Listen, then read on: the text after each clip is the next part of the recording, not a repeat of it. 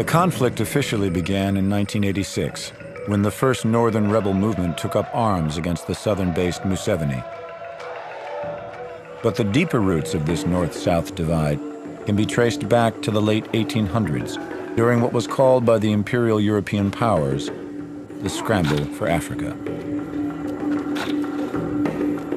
Colonization was motivated by the European hunger for African resources. The subsequent exploitation of the African people and the uprooting of their spiritual values by Christian missionaries would leave a permanent European stamp on the continent. The mindset is the barbarians are backward and inferior, and for their own benefit we have to uplift them and civilize them and educate them and so on. The psychology behind it is kind of transparent. I mean, when you've got your boot on someone's neck and you're crushing them, you can't say to yourself, I'm a son of a bitch and I'm doing it for my own benefit. So what you have to do is figure out some way of saying, I'm doing it for their benefit.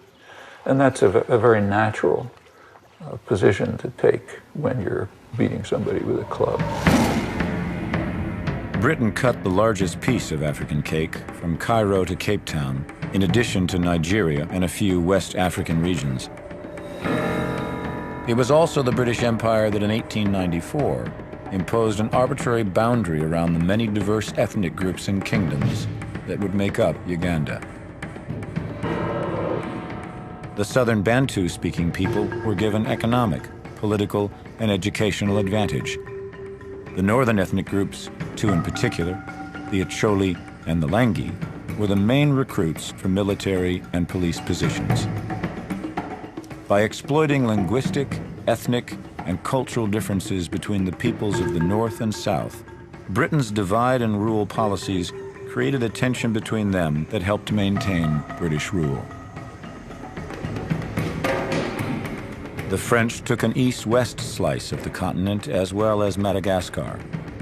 The Belgians took Rwanda, Burundi, and the Congo in what Joseph Conrad called the vilest scramble for loot that ever disfigured the history of human conscience. Slave labor took over 5 million lives. In Rwanda, Belgium entrenched the idea of the Hutu as a workforce and the Tutsi as extenders of Belgian rule. The politicization of these two cultures would profoundly contribute to the genocide of 1994. In Sudan, the British ruled the Arabs in the north and the blacks in the south as separate colonies, only to combine the areas before independence in 1956. The result has been relentless civil war, the Darfur massacres being the latest tragedy. The Portuguese decimated Angola, Mozambique, and Guinea-Bissau well into the 1970s. The Italians took Libya, Eritrea, and Somalia.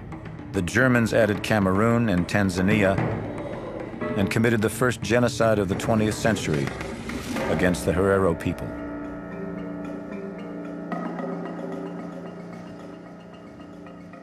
No colonial power is going to succeed unless it's going to play on existing divisions and sharpen them, increase them, exacerbate them. So one of the first questions after the end of colonialism is who belongs and who doesn't? Who was part of the colonial struggle and who betrayed? And this is time to settle scores. It was this colonial legacy that Uganda carried forth into its independence in 1962. Milton Obote, a northerner, was named Uganda's first prime minister. In 1971, with the help of Israel and Britain, Obote was overthrown by his top military commander, the notorious Idi Amin. With the entire world looking on, Amin's regime descended Uganda into chaos. For their assumed allegiance to Milton Obote, Idi Amin had thousands of Acholi and Langi soldiers slaughtered. Right from independence, the leaders did not do enough to unite the people in this country. Instead, exploited these differences for their own personal gains. Wanting to rid Uganda of Amin's tyranny, Yoweri Museveni spent the 1970s building resistance militias both inside and outside Uganda. The African decline does not begin until the 70s, well over a decade after independence.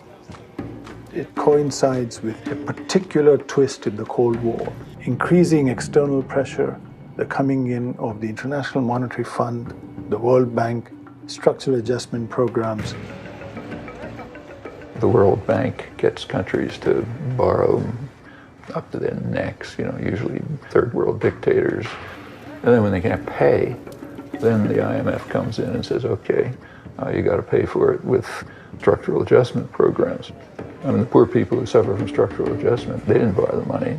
They didn't get anything out of it. And what happened in Africa was happening all over the world. Amin was overthrown in 1979, but it was Milton Obote who returned to power in what Museveni called a rigged election. In opposition, Museveni disappeared into the bush and formed the rebel National Resistance Army, or NRA. The National Resistance Movement is fighting for the aims of the whole country and not for aims of a section of the country.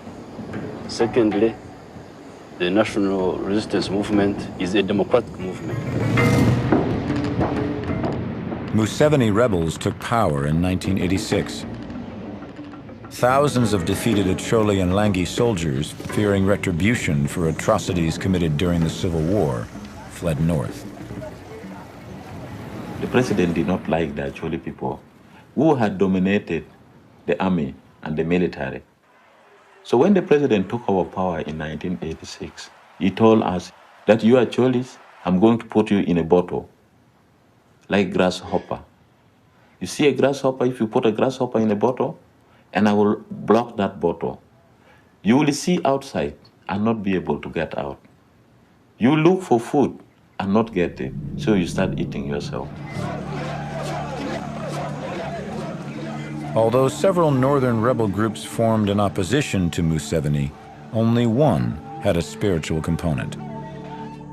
Before there was Joseph Coyne and the Lord's Resistance Army, there was Alice Lakwena and the Holy Spirit movement.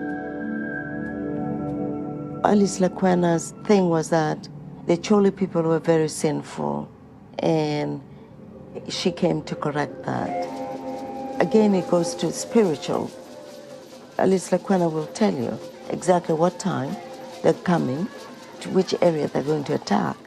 And true to their word, you'll see them coming with branches of trees, carrying AK-47 and singing hymns. And Coyne did exactly the same. And this just terrified government troops. In October of 1987, after a number of surprising military successes, Alice Lakwena's forces were demolished by Museveni's National Resistance Army just north of Kampala. Once shunned by Alice Lakwena, Joseph Coyne and the Lord's Resistance Army soon became the main rebel force in northern Uganda, with Coyne recruiting some of Lakwena's forces and even channeling her main spirit. But Coyne did not prove to be as popular with the people as Lakwena, and resorted to coercion, abduction, and terror to build his army.